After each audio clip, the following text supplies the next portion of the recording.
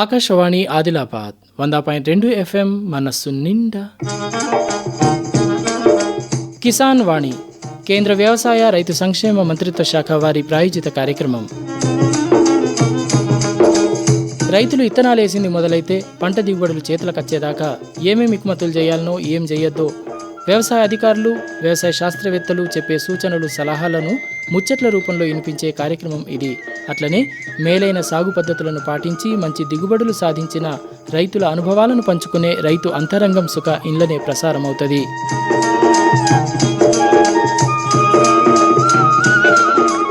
ఇయాలటి కిసాన్ వాణి కార్యక్రమ సమర్పణ K Lenin.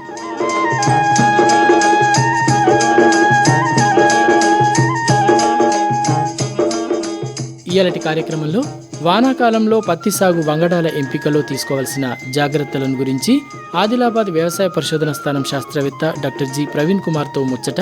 అదైనాక రైతు అంతరంగం శీర్షికన పత్తి, కంది పంటల సాగు అనుభవాలను గురించి కొమరం భీం ఆసిఫాబాద్ జిల్లా జైనూర్ మండలం మర్కాగూడ గ్రామానికి చెందిన ఆత్రం భీమరావుతో ముచ్చట ప్రసారమవుతుంది.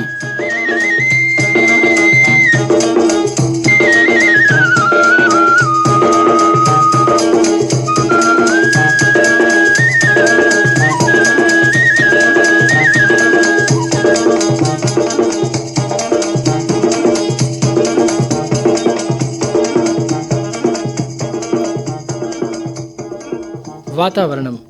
జిల్లాలో వాతావరణం పొడిగా ఉన్నది. గడిచిన 24 గంటల్లో నమోదైన ఎక్కువ ఉష్ణోగ్రత 43 డిగ్రీల సెల్సియస్, తక్కువ ఉష్ణోగ్రత 31 డిగ్రీల సెల్సియస్. ఇక వచ్చే 24 గంటలల్లా వేడిగాలులు కూడా వీసే అవకాశం ఉంది.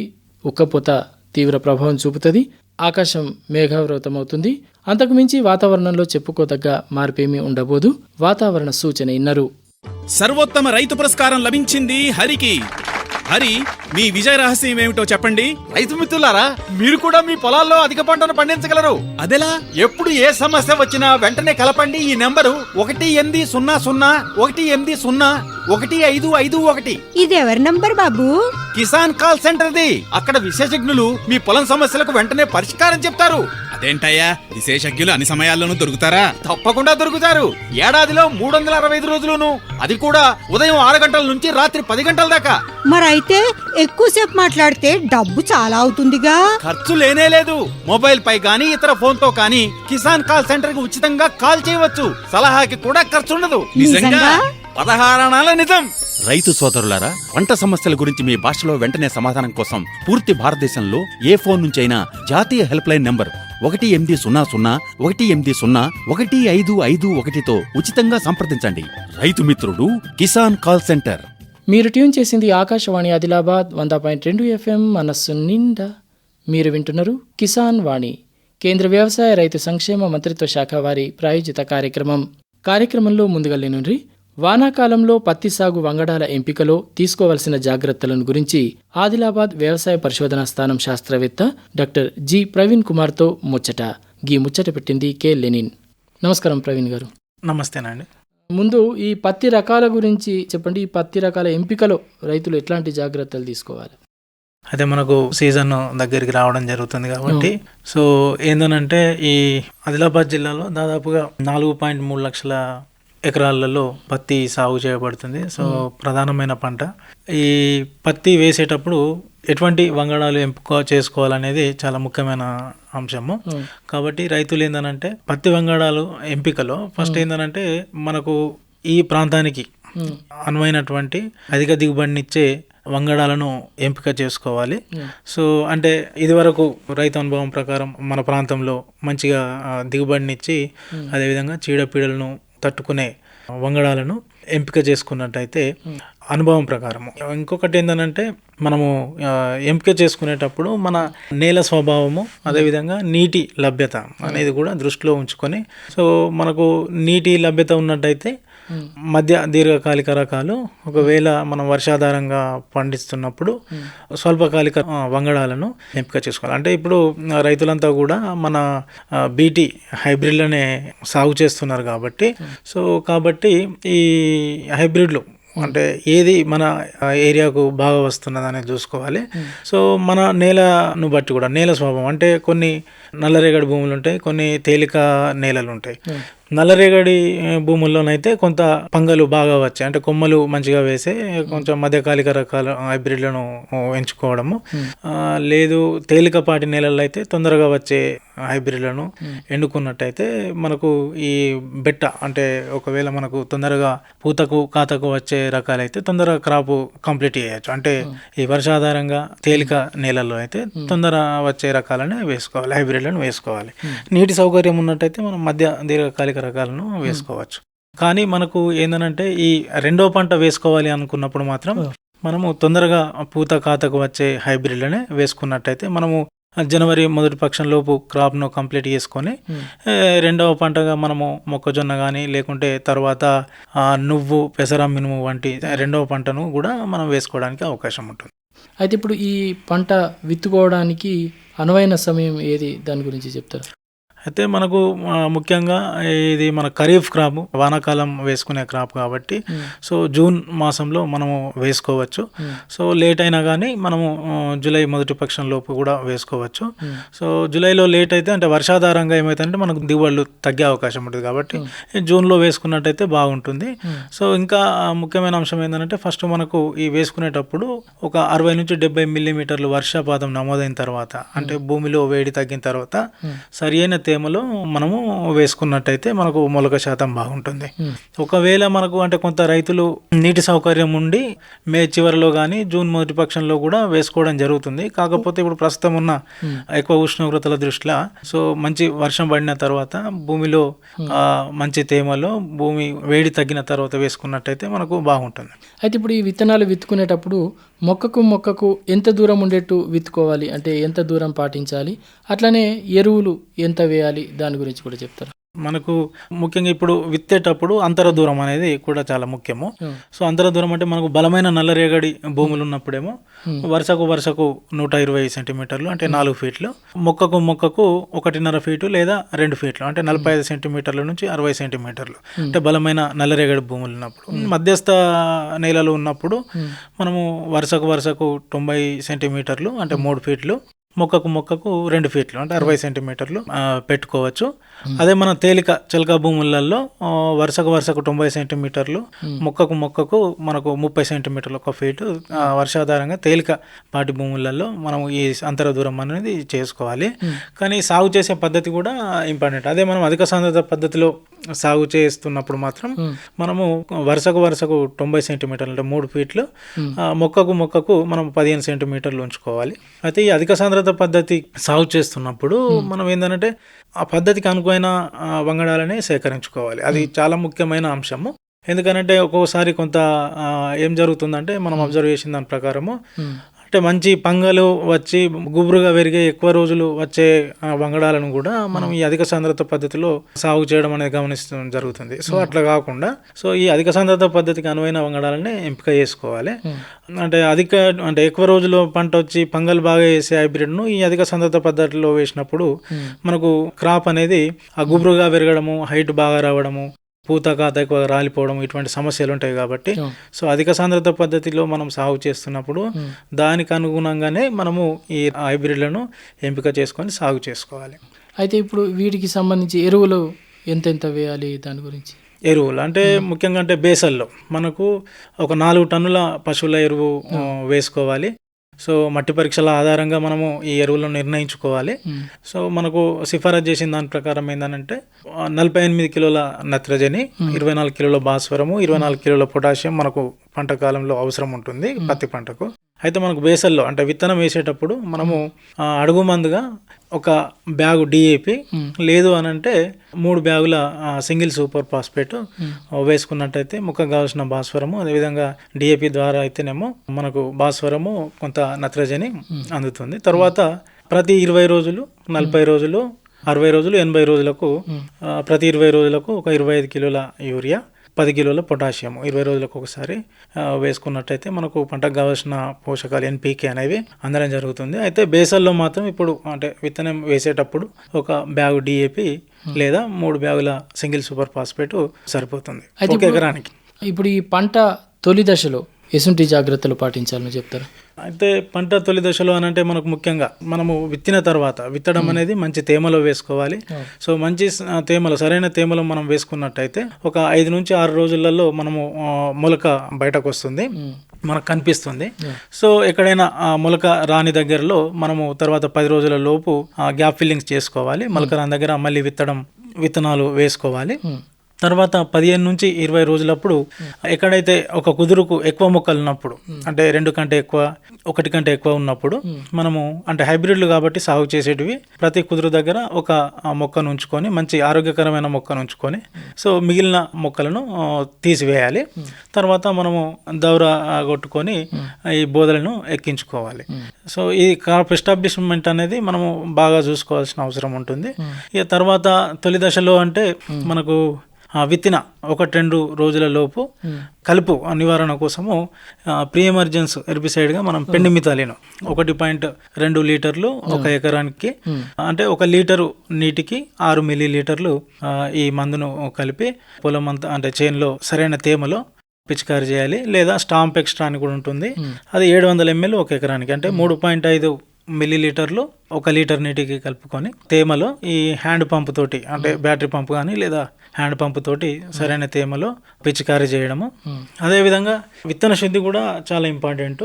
ఏంటంటే మనకు ఇప్పుడు రైతులు సాగు చేసే హైబ్రిడ్లకు అయితే పెస్టిసైడ్, అంటే ఈ సకింగ్ పెస్ట్ కానీ, అంటే పురుగు మందుతోటి విత్తన శుద్ధి చేసి వస్తాయి. కానీ తెగులు మందు కోసం ఏంటంటే, అంటే ఈ ఎర్లీ స్టేజ్లో వచ్చే తెగుళ్ళ నివారణకు ట్రైకోడర్మా విరిడి ఈ 1 కిలో విత్తనానికి 10 గ్రాములు లేదా సూడోమోనాస్ ఫ్లోరోసెన్స్ తోటి మనము ఈ విత్తే ముందు విత్తన శుద్ధి చేసుకున్నట్టయితే ఈ తొలి దశలో వచ్చే తెగుళ్లను కూడా మనం తగ్గించవచ్చు. చాలా సంతోషం ప్రవీణ్ కుమార్ గారు. ముఖ్యంగా వానాకాలం పత్తి సాగుకు అవసరమైన వంగడాల్లో ఎంపిక చేసుకునే సమయంలో రైతులు తీసుకోవాల్సిన జాగ్రత్తలను గురించి, అట్లాగే పంట తొలి దశలో చేపట్టాల్సిన జాగ్రత్తలను గురించి సవివరంగా తెలియజేసిండ్రు. మరి రైతులు సరైన వంగడాలని ఎంపిక చేసుకొని సరైన సాగు పద్ధతుల్ని పాటించి మంచి దిగుబడులు సాధిస్తారని ఆశిస్తూ ఈ చక్కని విషయాలు తెలియజేసేందుకు మీకు ధన్యవాదాలు. నమస్కారం. ధన్యవాదాలు. ఇప్పటిదాకా మీరు వానాకాలంలో పత్తి సాగు వంగడాల ఎంపికలో తీసుకోవాల్సిన జాగ్రత్తలను గురించి ఆదిలాబాద్ వ్యవసాయ పరిశోధనా స్థానం శాస్త్రవేత్త డాక్టర్ జి ప్రవీణ్ కుమార్తో ముచ్చట విన్నారు. ఈ ముచ్చట పెట్టింది కె లెనిన్. अरे अरे अरे क्या कर रहा है? इधर इधर इधर हम बोल रहे हैं तेरे बीजू का। उतला बोल रहा है? पक्षियों से तो हम खेत को बचा लेते हैं, पर इन घातक रसायनों से कैसे बचाएं? मतलब? देख बेटा, तू जो ये अंधाधुंध रसायन मिलाता है ना, मिट्टी की सेहत बिगड़ने लगी है। और जब माटी ही कमजोर पड़ जाएगी तो उपज कैसे सेहतमंद होगी? अरे पहले ऐसा नहीं था। पूछना अपने बड़े बुजुर्गों से, कैसे फसल लहलहाती थी, शुद्धता झलकती थी। हाँ, माटी भी तंदुरुस्त और लोग भी। अरे अब पहली वाली बात कहाँ? पर अब तो सब यही डाले हैं। सब नहीं, आज भी लाखों जागरूक किसान परंपरागत विधि से फसल उगा रहे हैं। खर्चा कम और उपज की कीमत भी बेहतर पा रहे हैं। सच है? रे बेटे, एक्सपीरियंस से बता रहे हैं, धूप में बाल सफेद नहीं किए हैं। हाँ। ठीक है भाई, मैं भी आज से जैविक खेती शुरू करूंगा। माटी से प्रेम की परंपरा है, परंपरागत खेती। ఇది ఆకాశవాణి ఆదిలాబాద్ 100.2 FM మనస్సు నిండా. మీరు వింటున్నారు కిసాన్ వాణి, కేంద్ర వ్యవసాయ రైతు సంక్షేమ మంత్రిత్వ శాఖ వారి ప్రాయోజిత కార్యక్రమంలో ఇప్పుడు రైతు అంతరంగం. మేలైన సాగు పద్ధతులను పాటించి మంచి దిగుబడులు సాధిస్తూ ఆదర్శంగా నిలుస్తున్న రైతుల అనుభవాలను పంచుకునే కార్యక్రమం. ఇయాలటి రైతు అంతరంగం కార్యక్రమంలో పత్తి, కంది పంటల సాగు అనుభవాలను గురించి కొమరం భీం ఆసిఫాబాద్ జిల్లా జైనూర్ మండలం మర్గాగూడ గ్రామానికి చెందిన ఆత్రం భీమరావుతో ముచ్చట పెట్టింది కె లెనిన్. కొమరం భీం ఆసిఫాబాద్ జిల్లా జైనూర్ మండలం మర్గాగూడ గ్రామానికి చెందిన ఆత్రం భీమరావు మనతో పాటు ఉన్నారు. వీరు వ్యవసాయం చేస్తూ ఉన్నారు, ప్రస్తుతం ఉప సర్పంచ్గా కూడా పనిచేస్తున్నారు. అయితే ఒక పక్క ప్రజాసేవ చేస్తూ మరో పక్క వ్యవసాయం చేస్తూ మంచి పంట దిగుబడులను సాధిస్తూ ఈ ప్రాంతంలో ఆదర్శంగా నిలుస్తున్నారు. వారి పంట సాగు అనుభవాలను ఇప్పుడు మనతో పంచుకుంటారు. నమస్కారం భీమరావు గారు. నమస్కారం. మీకు ఎన్ని ఎకరాల భూమి ఉన్నది? ఉంటుంది సార్, దాదాపు మాకు 5-6 ఎకరాలు ఉంటుంది. అంటే 2 ఎకరాలేమో పత్తి ఉంటుంది, ఎకరమేమో కందులు ఉంటాయి. మిగతాయి మళ్ళా పెసళ్ళు, ఒక బ్యాగ్ మినుములు ఉంటాయి. మిగతా అంతా ఏది అంత ఇంతకుముందు అయితే జొన్నలు వేస్తుండే, కానీ ఇప్పుడు జొన్న కూడా రావడం లేదు, తక్కువ వేస్తున్నాను. ఎక్కువగా వేసేది పత్తి. పత్తిని. అంటే అప్పుడప్పుడు ఒకవేళ ఇప్పుడు వర్షాలు వస్తే బాగా భూమి మొత్తం ఇది అవుతుంది కదా సార్, అప్పుడు కొంచెం ఆ పంట మార్పిడి చేసి మన రబ్బీకి జొన్న కూడా వేసే అవకాశం ఉంది. ప్లస్ మన శనగలో కొంచెం 1 బ్యాగు 2 బ్యాగులు ఇట్లా అవి కూడా వేస్తున్నాం. అంటే ఈ ప్రాంతంలో వాతావరణం ఎసుంటి పంటలకు ఎట్లా అనుకూలంగా ఉంటది, ఈ పత్తికి అనుకూలమా? అంటే దాదాపు సార్ ఇప్పుడు ఇంతకు ముందు అయితే వర్షం వస్తే నీళ్ళు ఇట్లా ఆగిపోతుండే, కానీ ఇప్పుడు నీళ్ళు ఆగుతున్నాయి. అవి ఇట్లా కట్టలు తీస్తున్నాం సార్ ట్రాక్టర్లతో. లేకపోతే మనం ఇట్లా రబ్బీకి ఎట్లా మనం గోధుమ వేస్తున్నాం ఆ విధంగా కట్టలేసి దాంట్లో పైన వేస్తున్నాం. బెడ్ పద్ధతిలో బెడ్ పద్ధతిలో వేస్తున్నాం. అదే బెడ్ పద్ధతిలో మంచిగా ఉంటుంది సార్. కొంచెం అంటే నీళ్లు కూడా వెళ్ళిపోతుంది అన్నట్టు, వాన పడ్డ నీళ్ళు ఆగకుండా ఎప్పుడెప్పుడు వెళ్ళిపోతుంది. ఆ విధంగా చేస్తున్నాం అన్నట్టు. ఈయోడు కూడా బెడ్ పద్ధతిలో వేసింది. అవును సార్, ఇక్కడ వర్షాలు ఎక్కువ వస్తే బెడ్ పద్ధతిలో వేస్తాం. వర్షాలు తక్కువ ఉంటే మాత్రం ఇట్లా వేస్తున్నాం, మామూలుగా వేస్తున్నాం. అవును. ఈయోడు ఎట్లా మరి ఇప్పుడు ఈ బెడ్ పద్ధతిలో చేసింది కదా, మరి దిగుబడి ఎట్లా ఉండే? అంటే దాదాపు సార్ ఈ సంవత్సరం కూడా జూన్ నుండి జూలై, ఆగస్టు, సెప్టెంబర్, అక్టోబర్ వరకు వర్షం ఉండే సార్. అంటే దిగుబడి కొంచెం తగ్గింది. వర్షం తగ్గుతూ ఉంటే సార్ కొంచెం దిగుబడి ఎక్కువ వస్తుంది. వర్షాలు ఉంటే మాత్రం కొంచెం దిగుబడి తక్కువ ఉంటుంది సార్. అవును. ఇప్పుడు ఈ కందులు ఎట్లా ఉండే? ఈయోడు కందులు కొంచెం దాదాపు మంచిగా సార్. బ్యాగ్కు 2 కుంటలు 3 కుంటలు ఇట్లా వెళ్ళినా సార్. అవి ఇట్లా కొంచెం వర్షాలు నీళ్ళు పోయే జాగాలు ఉంటే కొంచెం దెబ్బతిన్నాయి అంతే. ఇప్పుడు ఈ పత్తి కంది కాకుండా ఇతర పప్పు ధాన్యాల పంటలు కూడా వేసింది కదా, అవిటి దిగుబడులు ఎట్లా ఉండే? అవి సార్ అవి అయితే దాదాపు ఈ సంవత్సరం మొత్తం పోయినాయి సార్. అవి పెసర్లు మినిమం వేస్తున్నాం సార్. అవి ఆగస్టు వరకే ఉంటాయి. అవి ఆగస్టు మొత్తం వర్షం ఉండే సార్. అవి ఏమంతా వెళ్ళలే, పప్పు మందం వెళ్ళినాయి సార్. మిగతా మొత్తం పోయింది. అవును. అయితే ఇప్పుడు ఈ పప్పు ధాన్యం పంటలు ఇంటి అవసరాల కోసమే వేస్తారా, అమ్మతానికి వేస్తారా? సార్ ఎక్కువ ఉంటే సార్ 1 కుంటల్ 1/2 కుంటల్ ఇక అమ్ముతున్నాం సార్. తక్కువ వెళ్ళినాయి కదా సార్, ఇంటికే పరిమితం అవుతున్నాయి సార్. అవును. అయితే ఇప్పుడు ఈ పంటలకు సంబంధించి దాదాపు ఎన్నేళ్ల నుంచి ఇవే పంటలు వేస్తున్నారు? ఇంతకు ముందు వేరే పంటలు ఏమన్నా వేసేదా? ఈ పత్తికి ఎప్పటి నుంచి వచ్చిండ్రు మీరు? దాదాపు సార్ మా వాళ్ళు పత్తికు 7-8 సంవత్సరాలు అవుతున్నాం సార్ పత్తి వేస్తున్నాం. ఇంతకు ముందు సోయాబీన్ చేస్తుండే. సోయాబీన్ ఇప్పుడు అంత వేయట్లేదు సార్. మొత్తం రైతులు నష్టపోతున్నారు. పత్తి ఉంటే కొంచెం ఇక సేటుకు పోయినా కూడా మిగుతాయి. అయితే మాకు లాస్ట్ పంట మాకు మిగులుతుందని అది ఈ పత్తి వేస్తున్నాం సార్.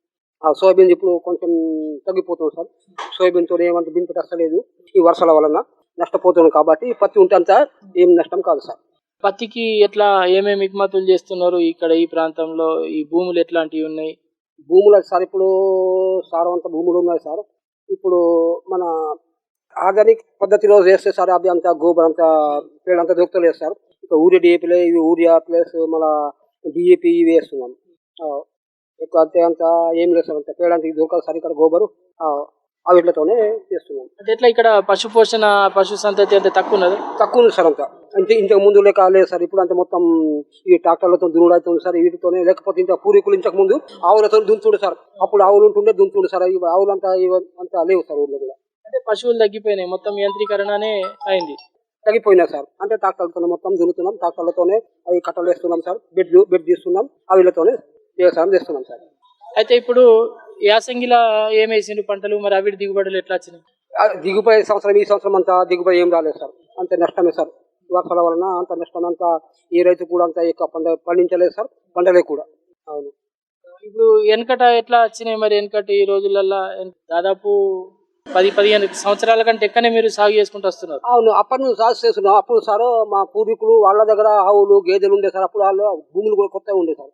ఇప్పుడు ఆ భూములు చేసుకుంటూ ఊరే దీపుతో మొత్తం అంతే దిగిపోతుంది సార్. అవి అంటే భూమి సారం పోతున్నది. అవును. అంటే దాదాపు ఇంతకు ముందు నేను 5 సంవత్సరాల కిందట సార్ భూమిని టెస్ట్ చేసిన సార్.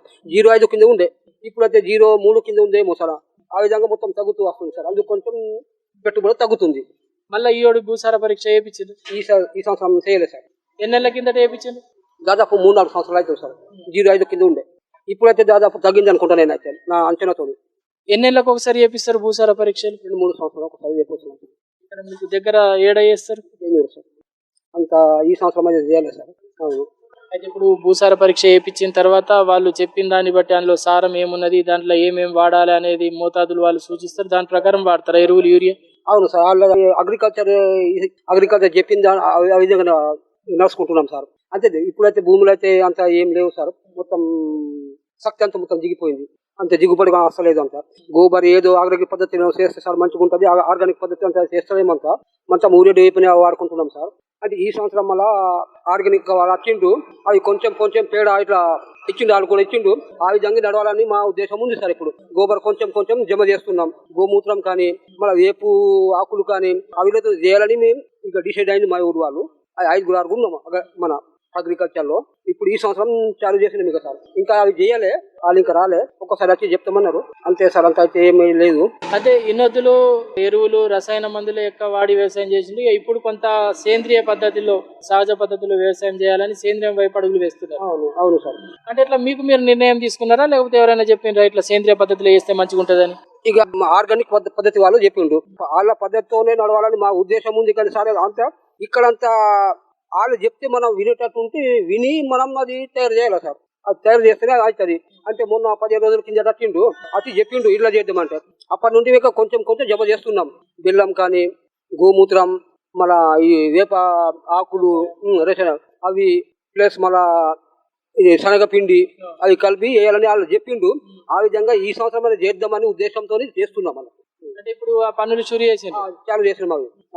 వాళ్ళు సామాన్ ఇచ్చిండు, చాలు చేస్తే మనం కొంచెం కొంచెం గోబర్ కూడా జమ చేస్తున్నాం. 2-3 బండ్లు అంతా ఒక్క ఎకరమైనా చేసి చూస్తే మంచిగా ఉంటుంది. అది ఎట్లా అవుతుంది, ఇది ఎట్లా అవుతుంది, ఆ పద్ధతిలోనే మేము ఇప్పుడు ఉన్నాం. అంటే మొత్తం అంతా భూమి అంతటా కాకుండా ప్రయోగాత్మకంగా కనీసం 1-2 ఎకరాలన్నా 1 ఎకరమైనా చేసి చూద్దామని ఆలోచనతో ఉన్నాం. అదే ఇంతకు ముందు వాళ్ళు చేసిండు, వాళ్ళు కూడా చెప్పిండు, వాళ్ళ పద్ధతితోనే మనం నడవాలని ఉద్దేశంతో మేము వాళ్ళు ఇంతకు ముందు దిగుబడి వాళ్ళకి తీసిండట, ఆ తీసిన వాళ్ళు చెప్పిండు, వాళ్ళతోనే వాళ్ళ మాటలు విని మనం చేసి చూస్తే అయితే అర్థమవుతుందని చేస్తుంది. ఇప్పుడు ఒకవేళ ఎకరం భూమిలో గిట్ట మంచి దిగుబడి వస్తే అదే స్ఫూర్తితోనే వచ్చే ఏడాది మళ్ళీ ఇంకా ఎక్కువ భూమిలో చేస్తారు. ఈ సంవత్సరం 1 ఎకరం వేస్తే వచ్చే సంవత్సరం 2 ఎకరాలు ఇట్లా చూద్దామని ఆ ఉద్దేశంతో ఉన్నాం. ఇక మరి ఇప్పుడు వానాకాలం సీజన్ దగ్గర వస్తున్నది, మరి భూములు పొతం చేసుడు దుక్కులు దున్నుడు అంతా అయిపోయిందా, సిద్ధం చేసింది? అయిపోయింది సార్, కంప్లీట్ అయిపోయింది దున్నుడు మొత్తం. ఇప్పుడు ఇక విత్తన వేసే వాళ్ళు ఉన్నాం. ఇక అయితే ఇప్పుడు దుక్కులు ఎట్లా, ఇప్పుడు ఈ పంట వ్యర్థాలు ఏం చేసిండ్రు, మిగిలిన పంట వ్యర్థాలని ఏం చేసిండ్రు, కాలబెట్టిండ్రా కలియ దున్నిండ్రా? అది సార్ ఆర్గానిక్ పద్ధతిలో అయితే వాళ్ళు జమ చేసి కాలబెట్టద్దన్నారు. మేము అట్లనే అవి మొత్తం కరెక్ట్ ఉంటుంది కదా సార్, మొత్తం దున్నేసి అట్లనే ఉంచినాం. ఇక ఒకవేళ వర్షం వస్తే అవి పురుగులు తిని అవి అక్కడనే కూలిపోయి ఎరువు అవుతుందని వాళ్ళు చెప్పంగా దున్నుడు అయిపోయింది సార్. అది కాలబెట్టాలి మేము, అట్లా దున్నేది. ఎట్లా అంటే రొటవేటర్ తో కొట్టిందా? కాదు, ఇది ట్రాక్టర్ మన నాగలతోనే ఇట్లా లేవల్ చేసి ఉంచినాం. ఇక 1-2 వానాలకి ఇప్పుడు అవి అందులో పుల్లి ఎరువుగా మారుతుంది అట్లా ఇట్లా చెప్పిండ్రు, వాళ్ళు చెప్పిన ప్రకారమే నడుస్తున్నాం. ఇక అంటే కాలబెట్టలే. ఇప్పుడు ఈసారి అంటే వాళ్ళు చెప్పిండ్రు కాబట్టి మార్చిండ్రు. అంతకు ముందు ఏం చేసేటోళ్ళు? ఇంతకు ముందు పూర్వీకులు ఎట్లా చేస్తుండే ఆ విధంగా మేము చేస్తుండే. ఇక వాళ్ళ చెప్పంగానే మేము వినుడు చేసుడు అట్లానే. అంటే ఇప్పుడు ఎట్లా ఏమన్నా మార్పు గమనించిందా మీరు? వెనకటి కాలం నుంచి చూసుకుంటూ వస్తున్నారు, ఇప్పుడు ఉన్న వ్యవసాయంకు అప్పుడున్న వ్యవసాయంకు వస్తున్న పంటల దిగుబడులకు కాలంకు ఏమన్నా మార్పు గమనించిందా? సార్ అప్పుడు పూర్వీకులు చేసే పద్ధతిలోనే మంచిగా ఉండే సార్. అప్పుడు వాళ్ళు చేస్తుండే, వాళ్ళు యూరియా DAPకి వాడకపోతుండే సార్. వాళ్ళు గోబర్ వేసి మొత్తం చేను మొత్తం లేవల్ చేసి వాళ్ళు మన ఒక్కళ్ళు ఇవి అవి కొట్టి వాళ్ళు విత్తనాలు వేస్తుండే సార్. అప్పుడు వాళ్ళ పద్ధతిలో మంచిగా ఉండే సార్. ఈ పద్ధతిలో కొంచెం నష్టమవుతుంది. అప్పుడు వాళ్ళు చెప్పింది చేసింది, ఇప్పుడు ఆర్గానిక్ వాళ్ళ వచ్చిండ్రు, వీళ్ళు చెప్పింది కొంచెం మంచిగా ఉంది సార్. ఎందుకంటే ఇక్కడ మధ్యలో యూరియా DAPలు వాడి కొంచెం నష్టపోతుంది అంతే సార్. లేకపోతే ఆ పద్ధతిలో అయితే మంచిగా ఉండే, దిగుబడి వస్తుండే సార్. వాళ్ళు ఎక్కువ ఏకపోతుండే యూరియా DAPలు, కానీ మనం ఇప్పుడు యూరియా DAPలు చేసి కొంచెం భూములన్నీ దిగిపోతున్నాయి. ఇప్పుడు వ్యవసాయం మంచిగా లాభసాటి కావాలా అంటే ఏం చేస్తే మంచిగా ఉంటుంది? రైతులు ఏం చేయాలా? రైతులకు ఇంకేం సహకారం కావాలా? రైతులకు ఏం సహకారం లేదు సార్. మనం సహకారం అయితే వాళ్ళు చెప్తారు, మనం విని మనం ఆర్గానిక్ పద్ధతిలో మనం చేస్తేనే మంచిగా ఉంటుంది సార్. ఎందుకంటే రైతు ఇప్పుడు అవి యూజ్ చేస్తే నష్టపోతుండు, ఇవి గోబర్ కానీ ఇవి కానీ వేస్తే కొంచెం బెనిఫిట్ రైతుకు వచ్చేటట్టు నాకు ఆత్మతోని అభిప్రాయం సార్. ఎందుకంటే అవి యూరియా DAP దొరకాయి సార్. ఇప్పుడు దాని 1300, 1500, 2000 కూడా నడుస్తుంది ఇప్పుడు DAP. అవి మా రైతు కొనలేడు సార్. ఇప్పుడు ఈ పద్ధతిలో చేస్తే బాగుంటుందని నాకు అభిప్రాయం సార్. అంటే ఇప్పుడు ఈ యూరియా DAP తర్వాత పురుగు మందులు వీటి వల్ల పంట పెట్టుబడి ఖర్చులు పెరిగిపోతున్నాయి కాబట్టి రైతులు వెనకటి కాలంలో చేసినట్టే వ్యవసాయం చేస్తే ఇటు భూమికి బలం, పంటకు బలం, రైతుకు మంచి ఆదాయం వస్తుంది అనేది మీ అభిప్రాయం. అందుకే సేంద్రియం వైపు వెళ్ళాలన్న ఆలోచనతో ఉన్నారు. అవును సార్, ఆ సేంద్రియం వైపు వెళ్తేనే బాగుంటుంది సార్. ఎందుకంటే అప్పుడు వాన పాములు కూడా వస్తుండే సార్. ఇప్పుడు మందులు కొడుతూ ఉండగా మొత్తం భూమి అంతా శక్తి అంతా మొత్తం దిగిపోయింది సార్. వాన పాములు ఏం లేవు సార్. అవిట్లతోనే మంచిగా ఉండే అవి ఉంటుండేనా సార్, మనం భూమికి కూడా కొంచెం బలం ఉండే సార్. ఇప్పుడు అవి లేవు.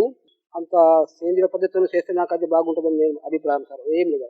చాలా సంతోషం భీమరావు గారు, మీ వ్యవసాయానికి సంబంధించిన అనుభవాల్ని మాతో పంచుకున్నారు. మరి ఇప్పుడున్న పరిస్థితుల్లో వెనకటి కాలం పద్ధతులే నయమని ఆలోచనతోని ప్రయోగాత్మకంగా ఈయోడు సేంద్రియ వ్యవసాయం వైపు మళ్ళాలన్న నిర్ణయాన్ని తీసుకుని ఆ దిశగా అడుగులు వేస్తున్నారు. మరి తప్పకుండా మీరు ఈ సేంద్రియ వ్యవసాయంలో సఫలీకృతమై ఆశించిన దిగుబడులు సాధించి ఈ ప్రాంతంలో మీరు ఆదర్శంగా నిలవాలని ఆకాంక్షిస్తూ మీ అనుభవాల్ని మాతో పంచుకున్నందుకు మరొకసారి ధన్యవాదాలు. నమస్కారం. ఇప్పటిదాకా మీరు రైతు అంతరంగం శీర్షికన పత్తి, కంది పంటల సాగు అనుభవాలను గురించి కొమరం భీం ఆసిఫాబాద్ జిల్లా జైనూర్ మండలం మర్కాగూడ గ్రామానికి చెందిన ఆత్రం భీమరావుతో ముచ్చట పెట్టింది కె లెనిన్. ఈ రైతు అంతరంగం మళ్ళా శనివారం రాత్రి 7:15 కిసాన్ వాణి కార్యక్రమంలో, అట్లనే సోమవారం రాత్రి 7:15 ఇల్లు వ్యవసాయంలో, మళ్ళా గురువారం రాత్రి 7:15 కిసాన్ వాణి కార్యక్రమంలో ప్రసారం అవుతుంది.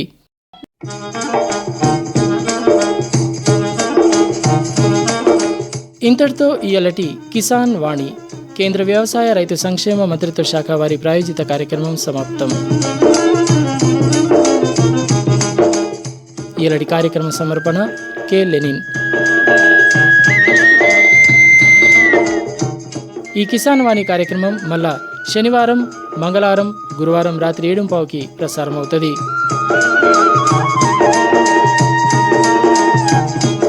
ఆకాశవాణి ఆదిలాబాద్ 100.2 FM మనస్సు నిండా.